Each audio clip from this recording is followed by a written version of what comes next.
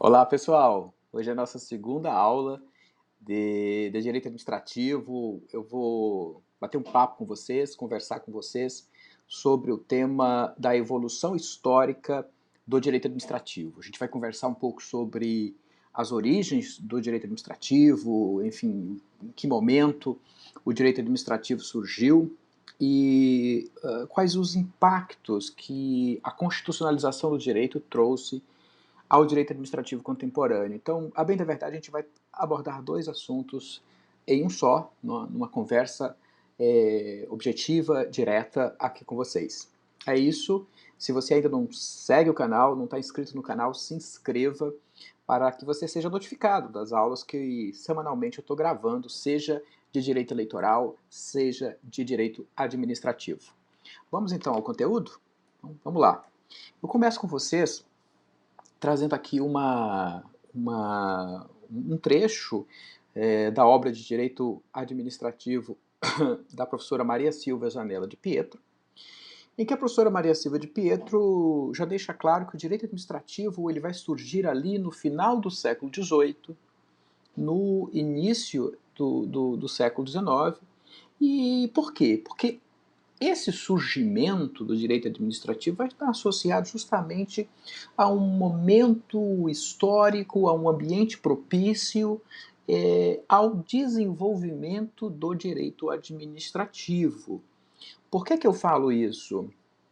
Porque no período absolutista, nos períodos das monarquias absolutas, nós não tínhamos a figura do Estado, do monarca, do rei, submisso à lei.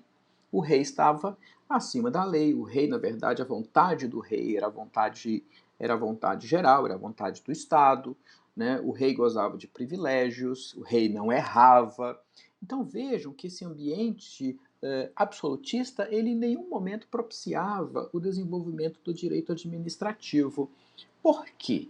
Porque como nós vimos na aula passada, no conceito de direito administrativo, o direito administrativo vai ser aquele ramo do direito que vai limitar o exercício da autoridade pública para buscar a proteção dos direitos fundamentais da pessoa.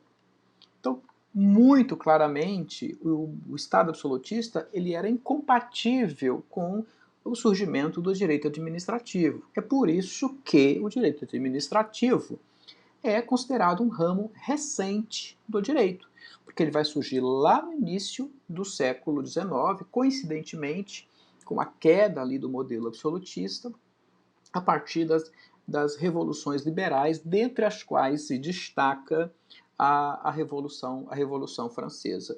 Então, pessoal, o direito administrativo vai surgir somente ali no início do século XIX, finalzinho do século XVIII, mas isso não deve ser confundido com o surgimento das normas administrativas.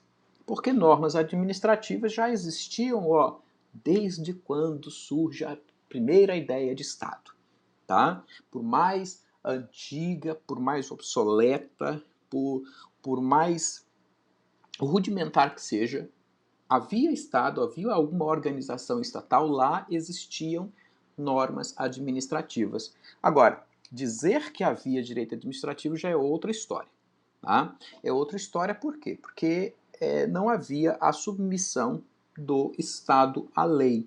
Não havia a noção do Estado de Direito, que é o pontapé inicial, né, para que surja o direito administrativo como ramo autônomo do direito, dotados de princípios próprios, tal qual o conhecemos hoje. A autora diz ainda, né, que o direito administrativo, como sistema jurídico dotado de normas e princípios, só veio a lume com a instituição do Estado de Direito, aquilo que eu acabei de falar para vocês. E aí ela explica, ou seja, quando o poder criador do direito passou também a respeitá-lo, quando o Estado passou a submeter as regras, quando o Estado passou a ter limites, sendo o direito aquele que impõe limites ao exercício do poder estatal. A autora fala que o fenômeno nasce com os movimentos constitucionalistas, cujo início se deu no final do século XVIII. Diz que através do novo sistema, o Estado passava a ter órgãos específicos para o exercício da administração pública e, por consequência, foi necessário o desenvolvimento do quadro normativo disciplinador das relações internas da administração pública. Então, resumindo, né, de fato, a partir daquelas revoluções liberais, e aí no decorrer da nossa conversa a gente vai perceber que a Revolução Francesa teve uma importância ímpar para o desenvolvimento do direito administrativo. Nós vamos discutir aqui, conhecer as duas histórias. A história como ela é contada nos livros e uma outra história um pouco crítica ao surgimento do direito administrativo. Já falo com vocês. Bem, eu trago também uma visão doutrinária, desta vez do professor José dos Santos Carvalho Filho, em que ele fala que naquele período anterior, ou seja, os das monarquias absolutistas, em que todos os poderes do Estado desaguavam nas mãos do monarca, eram frágeis as relações entre o Estado e os súditos. Né? Ele até cita um brocardo célebre, né? L'état c'est moi. O Estado era o próprio monarca, o Estado sou eu. Né? O que indicava muito a ideia de concentração dos poderes exclusivamente nas mãos do monarca, ou como diz o autor, né, sob o manto real. Então, de fato, fica muito evidente, a partir dessa nossa primeira conversa, que o direito administrativo, vírgula, enquanto ramo autônomo, dotado de princípios próprios, surge apenas com o declínio do Estado absolutista e o surgimento do Estado liberal de direito, em especial muito por conta da Revolução Francesa, das revoluções liberais, dentre as quais podemos citar a Revolução Francesa. Portanto, a França, muito embora outros países tiveram importância na construção histórica do direito administrativo, a França teve um papel muito destacado. Né? E aí eu trago para vocês algumas questões importantes sobre o surgimento, sobre a evolução histórica do direito administrativo, as quais eu preciso conversar um pouco com vocês. Vamos lá. A primeira é a origem recente do direito administrativo. Já disse, vou só ratificar, surge ali no início do século XIX. Portanto, é sim um ramo recente do direito. Revolução Francesa e o Estado Liberal de Direito, né, foram fenômenos importantes para criar um ambiente propício para o desenvolvimento do direito administrativo, que foi justamente a partir da institucionalização do Estado de Direito, que é aquele Estado jurídica e politicamente organizado e obediente às suas próprias leis.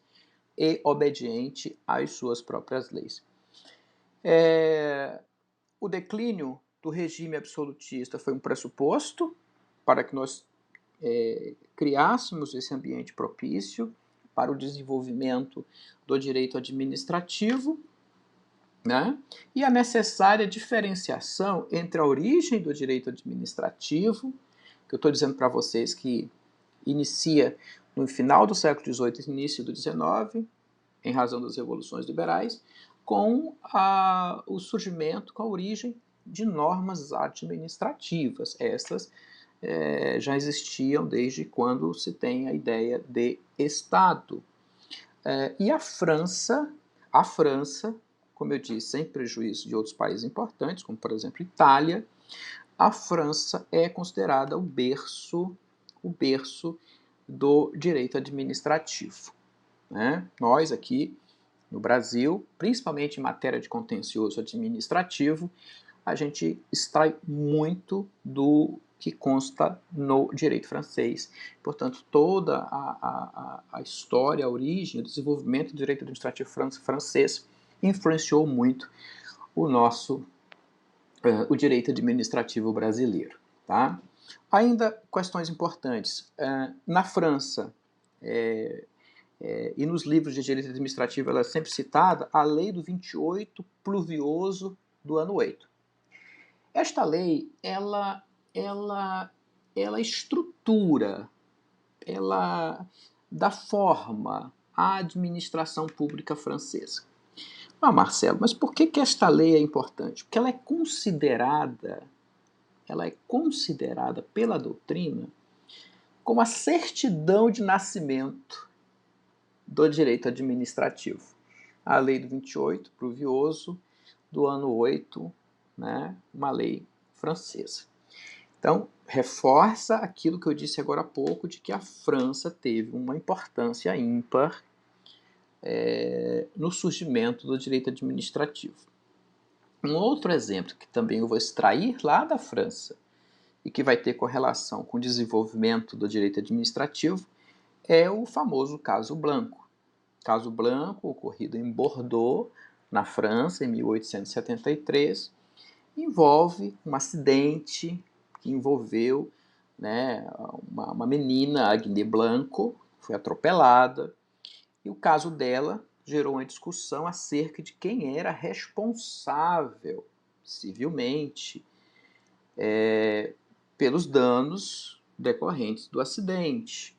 Né? Então, o pai da Agnès Blanco promove uma ação, e a discussão estava se quem era responsável era o Estado francês, aplicando-se a ideia de que o Estado se curva à lei, então ele também pode ser responsabilizado, deve ser responsabilizado, ou se iria se aplicar um modelo de responsabilidade à vista do direito civil, né, do Código Civil francês, ou seja, a responsabilidade privada.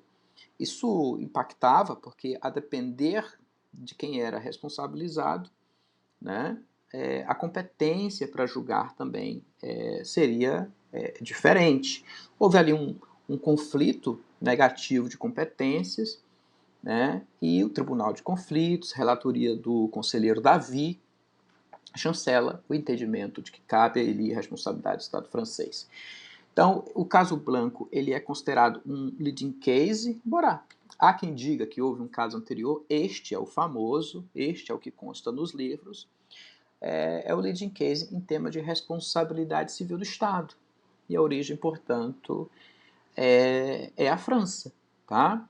Um outro fato que nos remete à França como berço do direito administrativo é o fato de que a primeira cadeira de direito administrativo surge na França, na Faculdade de Direito de Paris, em 1819, cujo professor, né, o primeiro professor aí de direito administrativo, foi o Barão de Gerando, né, Joseph Marie. Então, Joseph Marie, francês, né, é o primeiro professor de direito administrativo. O direito administrativo também ele tem uma origem pretoriana, depois eu vou conversar melhor com vocês sobre isso, mas eu já posso adiantar no seguinte sentido. A construção do direito administrativo pós-revolução se dá muito por conta da jurisprudência dos tribunais administrativos encarregados de julgar as questões afetas à administração pública francesa, né? Destacando-se aí o Conselho de Estado.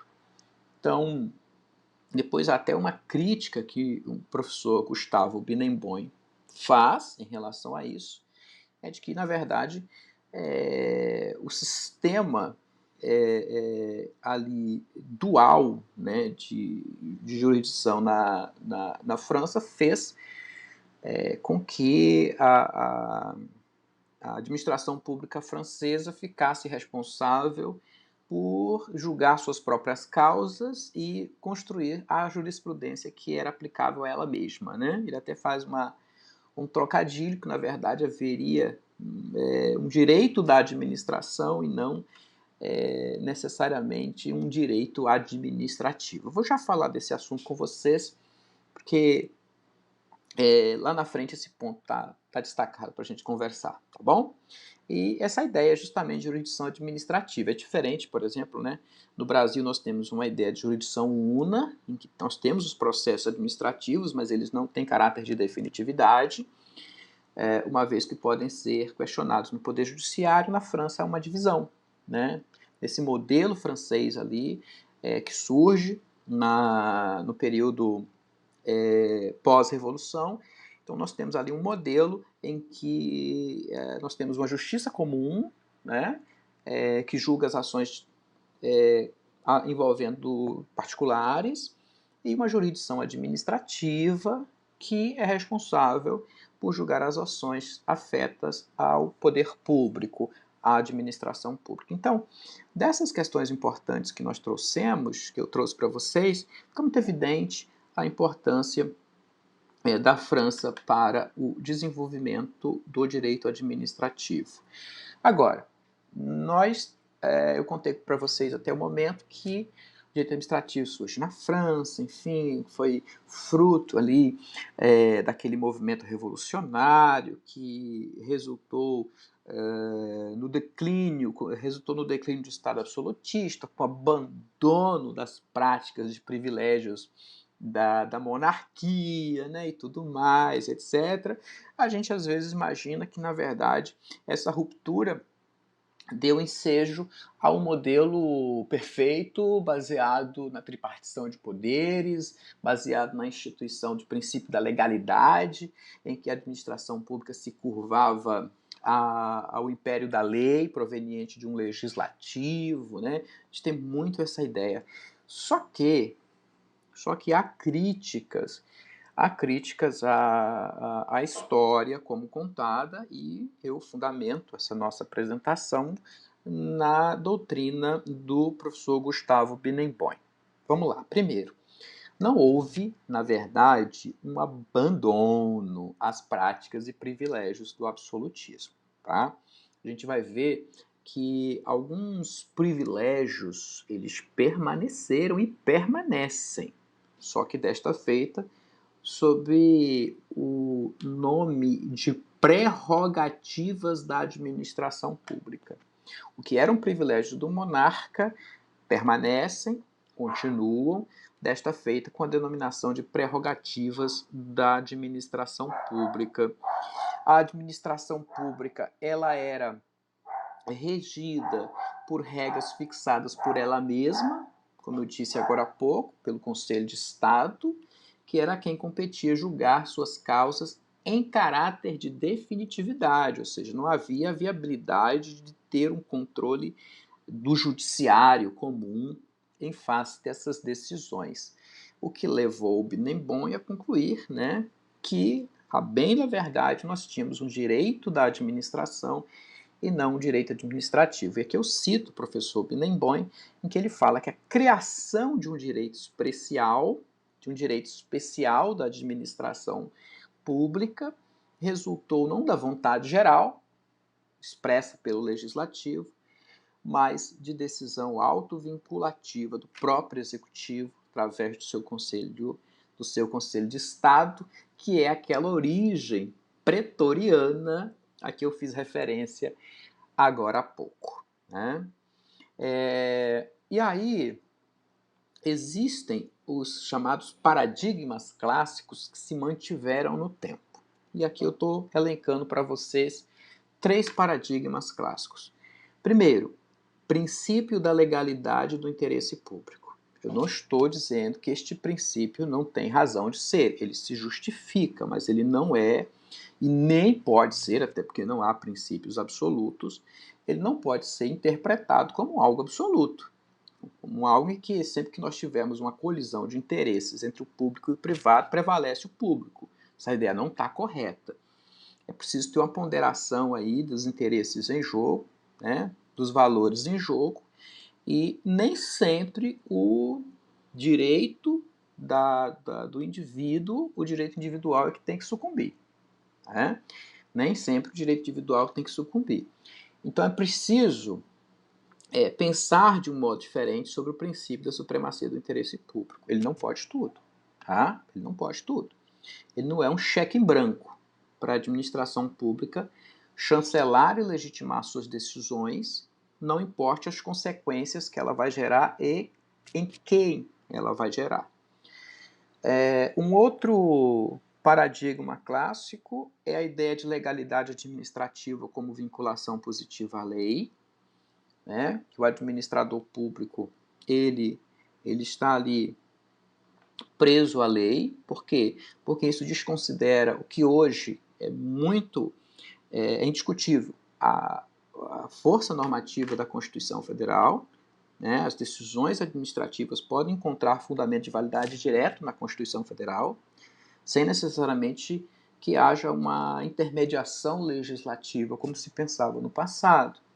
E a intangibilidade do mérito administrativo, que é a ideia de que o mérito administrativo, que é aquele juízo de conveniência e oportunidade que o administrador exerce nos atos discricionários, ele é intangível, ou seja, ele não pode ser revisado por órgão externo, a exemplo do controle social ou pelo Poder Judiciário. Né? Então vejam que são paradigmas clássicos, verdadeiros privilégios que a administração pública tem e que encontra justificativa de existência na necessária proteção do interesse público. Né? Fala-se numa administração pública em que ela se situa no ar de verticalidade em face dos interesses do indivíduo. Né? Só que isso precisa ser repensado muito por conta de um fenômeno que surge ali pós-Segunda Guerra Mundial. No Brasil se inicia ali por conta da nossa Constituição de 1988, que é o fenômeno da constitucionalização do direito. Então, a constitucionalização do direito, ela impõe interpretações à luz da Constituição, impõe uma filtragem constitucional, reconhece a normatividade da Constituição Federal, reconhece a normatividade dos princípios, né? Há uma ideia de reaproximação entre o direito e a moral, de eficácia horizontal dos direitos fundamentais.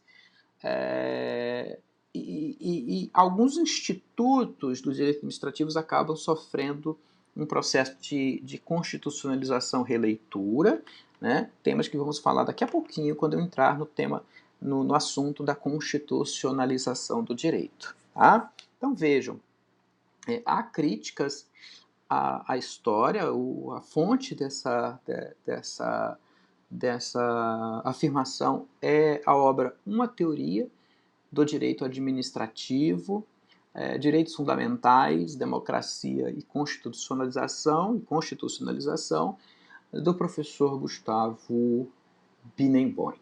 Tá? Vejam, no findar da Segunda Guerra Mundial, nos Estados democráticos, a constitucionalização do direito foi algo que avançou em um abandono ao modelo positivista jurídico, muito porque esse modelo positivista jurídico gerou consequências gravíssimas, a exemplo de tudo aquilo que aconteceu na Alemanha no período nazista, né? Legitimando ali esse modelo legicêntrico, legitimando medidas desastrosas, desumanas por parte de estadistas, por parte de ditadores, por parte, enfim, de representantes do povo. Né? Então, essa constitucionalização do direito, ela ocorre e ela, de certo modo, ela possui dois fenômenos. Daniel Sarmento e Cláudio Pereira Sousa Neto citam a constitucionalização e inclusão. Né? A Constituição passa a tratar de temas que antes não eram disciplinados pela legislação ordinária, ou até mesmo eram ignorados, e a constitucionalização releitura, né? Nessa releitura, certos institutos, certos temas passam a ser interpretados, passam a ser lidos a partir de uma ótica, de uma lente constitucional, tá? De uma lente constitucional. E essa visão a partir de uma lente constitucional, né, bem da verdade, se aplica a todos os interpretações, institutos do direito, a gente chama de filtragem constitucional, tá? Então, constitucionalização, inclusão, temas são inseridos na Constituição, constitucionalização, releitura, certos temas, institutos passam a ser interpretados, né, a partir de uma releitura com base na ótica constitucional, da Constituição Federal, e há uma indispensável e necessária filtragem constitucional como forma de validar decisões administrativas e atos outros estatais, tá? Essa constitucionalização de direito tem como características principais, eu estou fazendo um resumão, pessoal, tá? Até para a gente não avançar na temática do direito constitucional. Então, são características principais da ideia de constitucionalização do direito. Primeiro, o reconhecimento da normatividade da Constituição. A Constituição deixa de ser uma mera carta política, uma carta de ideias, de algo a ser depois tratado pela legislação ordinária. Não, a Constituição passa a ser fonte normativa, ou seja, suas normas são normas jurídicas, né? E também o reconhecimento da normatividade dos princípios. Então, veja, e quando há um reconhecimento da normatividade da Constituição, ela deixa a Constituição, né, de assumir ali um papel meramente de veicular, né, ideias e projetos para serem tratados pela legislação ordinária, para ser o centro da ordem jurídica. Né? É a ideia de suprarreferencialidade da Constituição. Ela passa a ser referência e a referência supra, ou seja, acima de todas. Né? E os princípios jurídicos têm reconhecida a sua normatividade. Os princípios, diga-se de passagem, que antes eram tratados ali como meros instrumentos de solução de lacunas na lei. Né? Ou seja, quando não fosse possível resolver por analogia, resolvia por costumes, e se não possível, aí em último caso, pelos princípios gerais do direito. Então os princípios passam a ter normatividade. É certo que é uma normatividade, digamos, mais aberta, né? Que exige um esforço argumentativo para se buscar a aplicação de um princípio, mas possuem normatividade. O abandono do Estado ou do direito legicêntrico, que era aquele direito em que reconhecia a lei ordinária como sendo a norma referencial, né, de um determinado ordenamento jurídico estatal. A Constituição passa a assumir esse papel, né, uma Constituição que tem a dignidade da pessoa humana como um valor fundante, né? A ideia do constitucionalismo principialista, né? que traça ali uma diferença estrutural entre princípios e regras, e que reconhece a reaproximação do direito com a moral, inclusive o processo de aplicação de princípios, a ponderação, a técnica da ponderação, e por serem os princípios normas abertas, eles permitem esse diálogo com a filosofia, com a sociologia, né? Então, portanto, esses valores morais passam a integrar o raciocínio e a interpretação constitucional. Há uma eficácia horizontal dos direitos fundamentais, ou seja, os direitos fundamentais previstos na Constituição, eles não são aplicáveis apenas nas relações entre o Estado e os indivíduos, sendo também aplicáveis naquilo em que for, digamos, factível. Tá? nas relações entre os particulares, nas relações entre particulares, a exemplo de princípio da igualdade em relações trabalhistas, entre empregados brasileiros e empregados estrangeiros em solo brasileiro, né? A exclusão de alguém, né, vinculado a um determinado conselho, a uma determinada associação, sem que ele seja assegurado um prévio contraditório para a defesa, um processo administrativo, enfim, violação, portanto, ao devido processo legal. Então, nas relações privadas, também é possível reconhecer a aplicação da Constituição e a gente fala ali na eficácia horizontal, né? Relações particulares, eficácia horizontal dos direitos fundamentais. E os paradigmas clássicos do direito administrativo, né? Supremacia do interesse público, lembram? Legalidade como vinculação positiva à lei, intangibilidade do mérito administrativo, eles passam a entrar em crise. Por quê? Porque com a constitucionalização do direito administrativo, mais especificamente, esses paradigmas clássicos precisam ser interpretados doravante à luz da Constituição. Então é preciso essa filtragem constitucional que gera indiscutivelmente efeitos no processo interpretativo sobre esses paradigmas. E é justamente sobre isso que eu quero conversar com vocês para a gente encerrar aqui o nosso bate-papo sobre as origens e a constitucionalização do direito administrativo. A gente sabe que a constitucionalização do direito ela gerou mudanças significativas, dentre as quais a Constituição passa a ser norma suprarreferencial e dotada de normatividade, os princípios jurídicos a eles são também reconhecida a normatividade de suas normas, né? Então, o que ocorre? Esses paradigmas clássicos eles precisam ser reinterpretados. Eles estão, portanto, num processo de crise considerado um modo como eram vistos e aplicados no passado. Primeiro, supremacia do interesse público sobre o privado. Não é possível, no Estado constitucional contemporâneo de direito, que a gente pense que a vontade estatal prevalece de forma absoluta sobre o interesse das pessoas, do indivíduo. Não. Não. Por quê? Porque os direitos fundamentais da pessoa humana, o asseguramento, o respeito aos direitos fundamentais da pessoa humana é dever do Estado. E o cumprimento pelo Estado desse dever é interesse público que não pode ser negado por ninguém.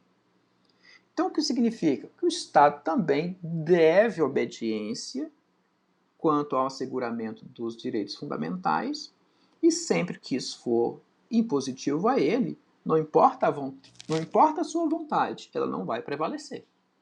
Ela não vai prevalecer. Então, não há, bem da verdade, uma ideia absoluta, e nem poderia, porque, como eu disse lá no começo da nossa fala, não existem princípios absolutos, né? O próprio nome princípio para a ideia de supremacia não está batendo. Na verdade, a ideia de supremacia para vinculá-la ao conceito de princípio não está batendo. Melhor seria falar em princípio da tutela do interesse público, porque aí no caso concreto vai se verificar com quem está este interesse público. Se é com o Estado, se é com o cidadão, etc. Então é preciso, indiscutivelmente, promover-se uma constitucionalização, releitura dessa ideia, né? É preciso promover uma filtragem constitucional a esta ideia de supremacia do interesse público. Outra, a legalidade como vinculação positiva à lei. A autoridade pública só pode fazer aquilo que a lei autoriza, a autoridade pública só pode fazer aquilo que a lei determina. Ocorre que a Constituição, a Constituição ela é dotada de normatividade e, como tal, as decisões administrativas podem encontrar fundamento de validade direto na Constituição Federal. Diretamente na Constituição Federal. Isso aconteceu, por exemplo, com a resolução número 7 do CNJ, que na época tratando do tema do nepotismo, o Supremo Tribunal Federal, na ADC 12, entendeu que o princípio da moralidade dava fundamento de validade à resolução, que foi inclusive objeto de questionamento. Né? Então, aquela ideia de que era necessária uma lei para intermediar e dar fundamento de validade a decisões administrativas, a atos administrativos, ela não tem mais sentido hoje em dia. Embora é muito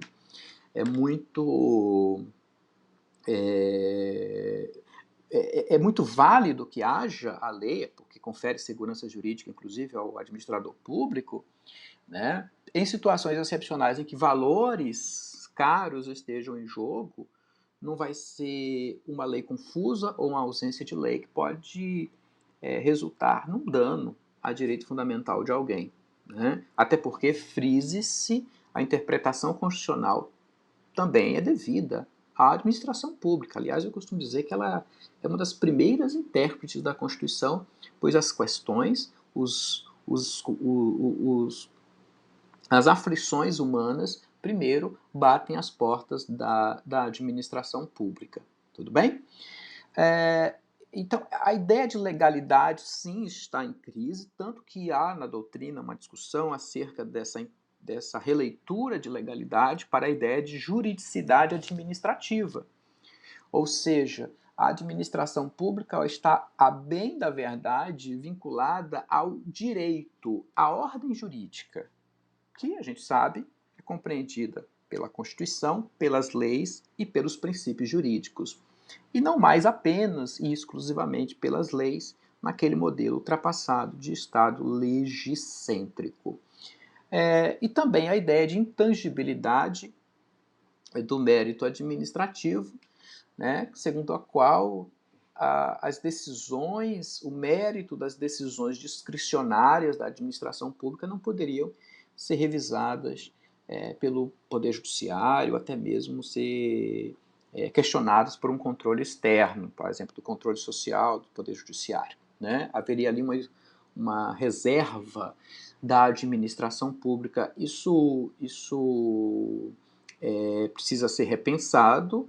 Por quê? Porque hoje nós temos princípios de razoabilidade, proporcionalidade, que justificariam um controle jurisdicional acerca da compatibilidade do exercício daquela decisão discricionária com a Constituição Federal.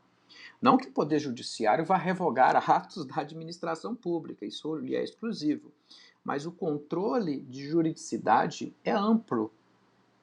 É amplo, não é mais apenas o controle de legalidade. O controle de juridicidade envolve a compatibilidade do ato questionado com a Constituição, com os princípios e com as leis, ou seja, com a ordem jurídica. Então, vejam, eu não estou dizendo que a doutrina que sustenta essa crise conclui que esses paradigmas estão extintos, mas eles há um sinal de alerta de que eles precisam ser interpretados à luz da Constituição Federal. Tá? E que a própria ideia, que é um conceito de interesse público, que a gente sabe que é um conceito jurídico indeterminado, né, esse conceito precisa ser repensado, porque o interesse público não necessariamente significa o interesse do governante, não necessariamente significa o interesse do Estado. Bem da verdade, o interesse público primário é o interesse da coletividade, o interesse do povo. Embora o povo seja um conceito plural, né, difícil identificar quem fala em nome do povo, né, mas a primeira ideia de interesse público é de interesse da coletividade e que deve estar alinhada com os interesses do gestor, com os interesses do Estado. Né? Então, tudo isso ali, conceitos de interesse público, tem um autor italiano chamado Renato Alessi, que traz uma abordagem justamente sobre essa ideia de interesse público. É algo importante, mas que a gente pode tratar, obviamente, em outros vídeos. Tá? Hoje foi mais uma conversa rápida sobre este assunto que é muito pouco abordado nos livros clássicos de direito administrativo. Né? Então é isso. Eu espero que você tenha gostado da nossa conversa, do nosso bate-papo. Não deixe de seguir, de se inscrever no canal, porque essa é a forma que você está me ajudando a continuar, né, me motivando, na verdade, a continuar fazendo esses vídeos de direito administrativo e de direito eleitoral. E não esqueça também de colocar ali no comentário seu nome, de onde você está, se você já foi meu aluno ou não, né, enfim, ex-alunos de direito administrativo e eleitoral que estão ali revendo nossas aulas. É muito legal saber a quem está chegando o material. Mas é isso. Aguardo vocês no nosso terceiro encontro, nossa terceira aula de Direito Administrativo. Tchau, tchau, pessoal!